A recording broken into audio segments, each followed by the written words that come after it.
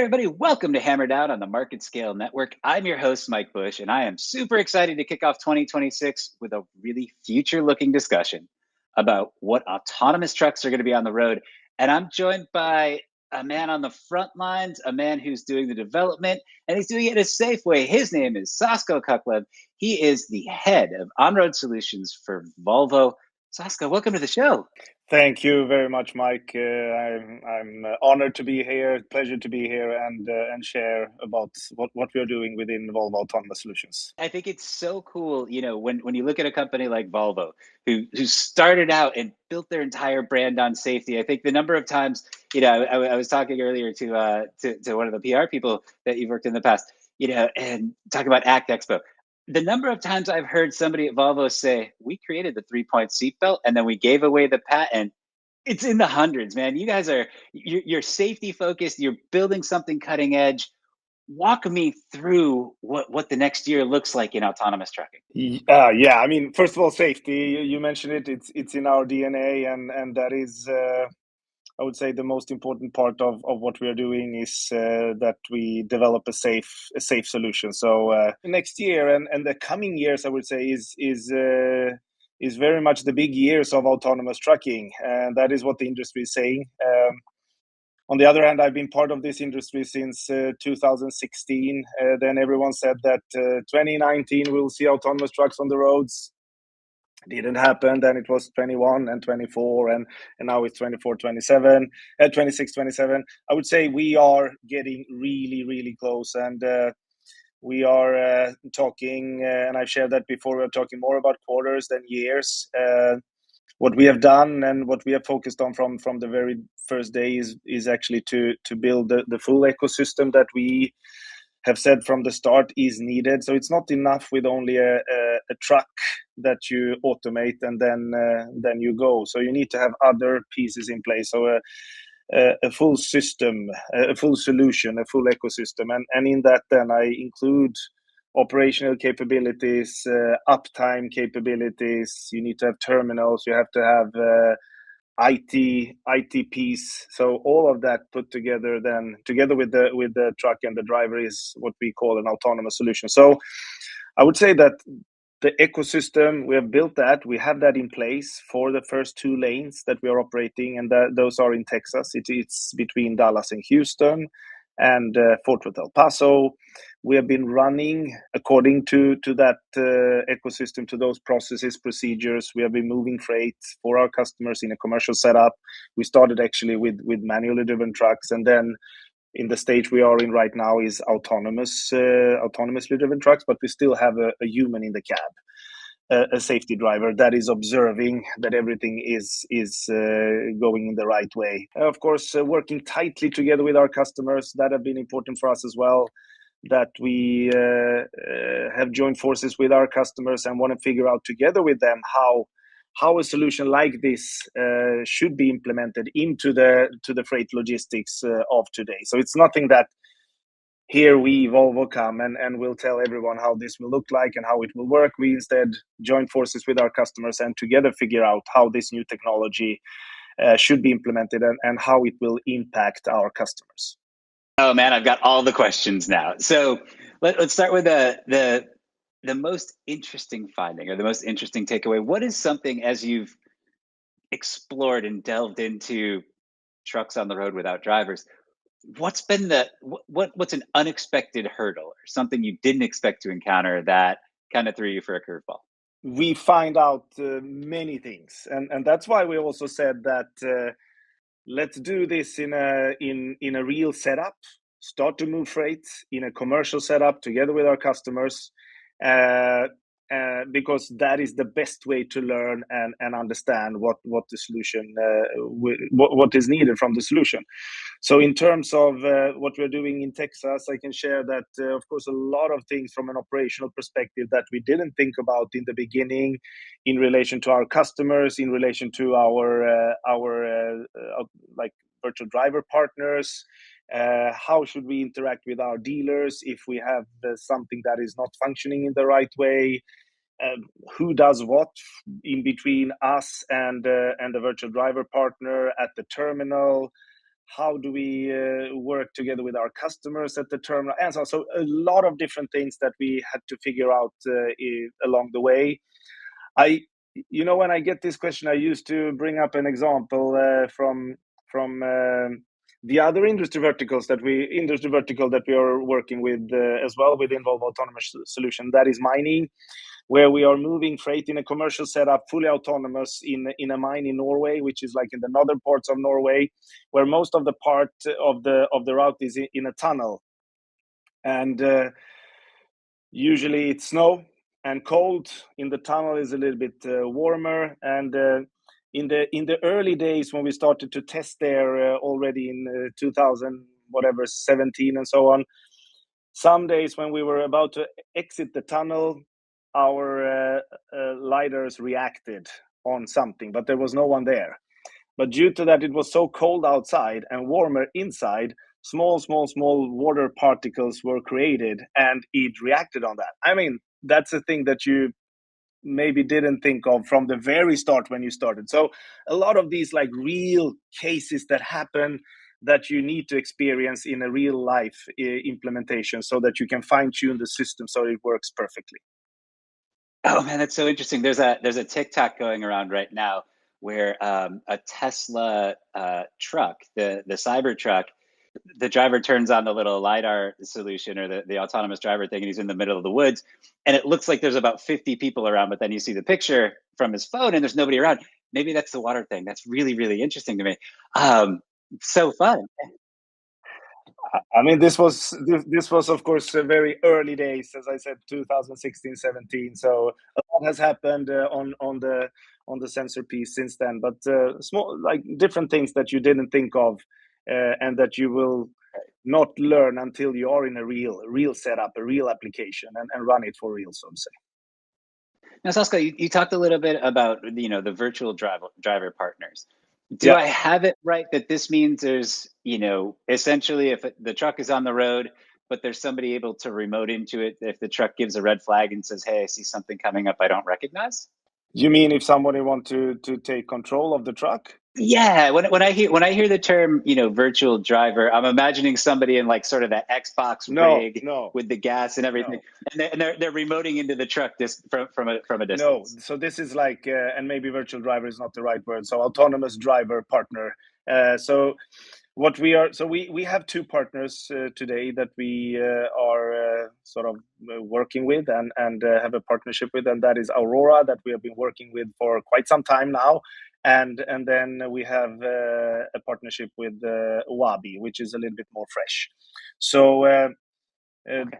What I can say on that is, I mean, it's a true partnership where we are integrating. It's a deep integration of the autonomy-enabled truck, what we develop, with the driver, the autonomous driver that they develop. So we integrate that into an autonomous vehicle, then an autonomous solution that is completely self-driving. So it's no one that is sitting somewhere else and remotely steering it. It is fully self-driving by the driver and the truck, if you say so. Gotcha. Okay. So I think if I'm looking at it from the outside, it's terrifying to think of, a robot driver with 40,000 pounds on his back ripping down the highway. I can't imagine I'm the first person that says, "Hey, this is a little scary." What's your general response to that? They should not see it as a regular truck of today, which we have mounted a couple of sensors and then we go. So there is like a rigorous process and work put into making this vehicle safe. So on the vehicle side, we have redundancy systems. So you can say double systems on all the safety critical systems. So it's braking, steering, power, compute, vehicle motion management, communication, and so on. So they have two systems. So we have two ways of braking, two ways of steering.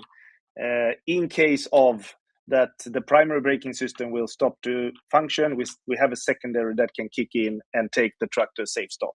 So I tried to explain all of this, that we are working heavily on making this a safe solution. And then when we have those, and that is not known by people, like that this is the case. So when we talk about this, they try to understand, or they understand better what the solution is about. And but that is it is a good question and something that we take very seriously. So that's why we are also often out talking about this, and having like trainings, familiarization sessions where different sort of communities, authorities can come to us and touch and feel a truck, so that they understand as well. So what is unknown is always a little bit scary, but when you know more about it, then of course it's easier to understand what it is all about. Okay, so I'm legally required to ask this next question. How does an autonomous truck refuel itself? So the setup that we are starting with is basically, if you have a customer depot that needs to you start at the customer site, then you need to transport something to a destination point, which is also a customer site, you can say. What we do now is that we do a first and the last miles with manual driven trucks, and they drive the goods, the freight, to a specific terminal for autonomous use. And there we swap trailers. So you put the trailer on an autonomous vehicle, and then you do the highway part, the long stretch, autonomously. And of course, on those terminals, we also have fueling capabilities and so on. So that is how we start. On the other hand, with the evolution of the technology and what is happening within different areas, I think we will see as we go that the autonomous capabilities will of course progress and be better and better and better. And by that we will be able to see ways of fueling the trucks that we maybe don't think of today, and it's not part of the solution today. Sasko, how did you get here? What's your career path? What made you what brought you to the point where you're building trucks that drive themselves? I'm a Volvo guy. So I'm born in Gothenburg, raised in Gothenburg, had a father working at Volvo, have a brother working at Volvo, and I've been working at Volvo more or less my entire life, I was about to say. But I've been there like 30 years almost, in different positions. Mainly within product development, but since 2015 on the commercial side at Volvo Trucks. And by then I was responsible for all the new services, the service developments we had on Volvo Trucks. And by then it was very much connected to fuel economy, like different analytics. How can we use the data to create services to support the drivers very much, and the customers. And that is when I got around 2016 autonomous on the table, where I got asked, like, look into this and see if we can create a new service by this. And that is when we started to look into, I mean, we had many years of research when it comes to autonomous before that. And I think if you Google on or search on Volvo and autonomous, you will find initiatives way back where we have been driving autonomously, testing in mines, and working with platooning and different things. But around that time frame, 2016, 2017, that's when we started to look into how can we commercialize this. And that has been sort of what I've been working with since then. We started the initiatives we have in Norway together with Brønnøy Kalk, which is our customer, which we are in fully autonomous operation with today, focusing very much on the mining segment to start with. And then we went into highway trucking. And then Volvo Autonomous Solutions was created as a separate entity. That was in 2020. Basically, what I was doing at Volvo Trucks was transferred into Volvo Autonomous Solutions, and then I've been continuing working with that. Today, my responsibility is the highway trucking. So what we call hub to hub highway. You can see the long haul trucking, and that is. I mean that's the big segment when it comes, or the big segment when it comes to autonomous. They talk about like the holy grail of autonomous. That's who everyone is after. We're starting up in US, and I'm based in US since almost 3 years back, responsible for making that happen, to commercialize autonomous solutions for long haul trucking, you can say. Gotcha. So when you approach a customer and say, "Look, we've got the solution for you," what are the key benefits you're positioning? I'd imagine you're saying, "Look, one, it's going to be a safer vehicle because when the speed limit's 55, the computer's going to go 55 as opposed to the 61 that most drivers are pushing over, right?" I imagine there's a component of efficiency involved here because at the very least, it's a truck that doesn't have hours of service requirements, right? Like the machine doesn't need to sleep. Yes. What are the key benefits that your customers really glom onto and say, "Wow, that's cool"? If you look at your costs, very much of that is connected to the driver, of course, and simplified. If you don't have a driver that drives, then you can potentially save that cost. But which is the case, of course. But there are so many other values that an autonomous solution bring, and you mentioned it. Shorter delivery times. As an example, you will be able to drive from coast to coast in US in 2 days instead of 5. Of course, that is a huge value. Some of the customers that we talk to, which are more on the grocery side, you can say that means that their groceries will be able to be on the shelves in a store 3 more days than what they are usually, and that is value. You will be able to utilize the trucks in a completely different way compared to today. You mentioned driver times, different resting times that the drivers have to do. You don't have to do that, so you can really utilize the truck in the best way. And I think you can optimize the whole transportation, the whole flow in a different way by sending out the trucks at the best time of the day, when you need it to arrive. You can do that optimization in a different way. We have some customers that we are in dialogue with where we talk about how should their distribution center network look like when we have an autonomous solution. That can maybe also change. So there is much more in it than just saving costs on drivers. What are kind of the next steps for Volvo? How are you accruing feedback? To build the right product and the right solution. So to build the redundant truck that I talked about with the redundant systems, ground up for autonomous use and with industrialization and scaling in mind. And I think this is important. So these trucks that we are building, and just the last couple of weeks, we now built the second batch of the autonomy enabled truck. They will come out from our main plant, our main manufacturing facility in New River Valley, as any other Volvo truck, and with that we get the rigorous quality and safety measures that you get from a Volvo sort of process and manufacturing setup. So it is not about bolting on a kit, which I hear that some are doing. We are not doing that. We want to build the right product from the start. We think that is important. Then, as I mentioned, we from the start said that we want to do this together with our customers and figure out how an autonomous solution will fit to the transportation industry. So it is not about, how should I say, it's not about proving a new technology. For us, it has been about helping our customers to be even more successful, to make the transportation industry more safe and efficient, and reduce the wastes that we have in the industry, and optimally to drive prosperity. And in order to get there, you need to have the broader ecosystem that I talked about, and we have set that up together with our partners. So that is sort of important for us. So if you look at what we have communicated along the way here, it has not been so much about how far ahead a camera can look, or if we have the best lidar or sensors.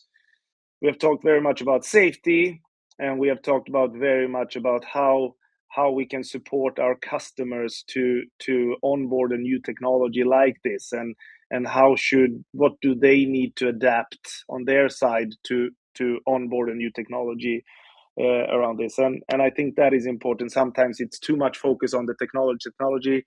For us, it has been equally much important to see how should this be commercialized and used by our customers. So listen, the final question I ask every guest, and it's one of my favorites, and I truly can't wait to hear your answer, is If you were talking to a new or recent college grad and they said, Sasko, I'm thinking about going into supply chain, I'm thinking about logistics. You've been in it for, you said, almost 20 years. What what advice would you give that person? If I talk to a college guy that want to get into the logistics industry, I would say that go all in, go. You should get there. I think that the transformation that we are in now and we'll see the coming years in the transportation industry is bigger than any transformation I would say that we have seen. Maybe not if we go back from between horse and getting a car, but the changes that we will see now the coming years is bigger than what we have seen for a long time, and all these new technologies that are coming in will play a role. It's more to for the industry, including us, to understand what role they will play and how will they fit. So in terms of that, I would say it's a super interesting time to get into the freight industry, to be part of that transformation, to be part of forming the transformation and being part of creating the future transportation system and ecosystem and setup. With that in mind, is of course extremely interesting. So that is what I would tell the college person. All right. He's Sasko Cuklev, who runs on-road solutions for Volvo. I'm Mike Bush. Thanks for listening.